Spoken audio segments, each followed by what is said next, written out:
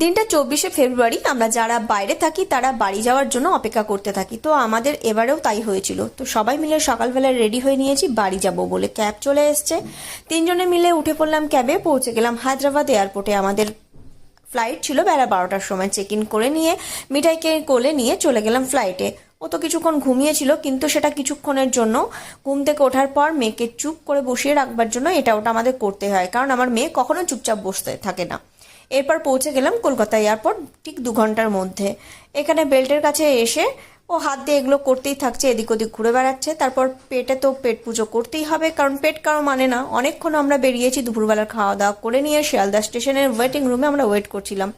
আর এখানে মেয়ে খেলা করছিল। 6টা 20-তে আমাদের ভাগীরথী ছিল। আমরা অপেক্ষা করে ট্রেনে উঠে গেলাম। ট্রেনে উঠেও মিঠাই এক ঘুম দিয়ে নিয়েছে। তারপরও আবারও ওকে চুপ করে বসিয়ে রাখবার জন্য একবার খেলনা, একবার আমার কোলে, একবার বাবার কোলে, এইভাবেই চলছিল। পৌঁছে গেলাম কাশিমবাজার।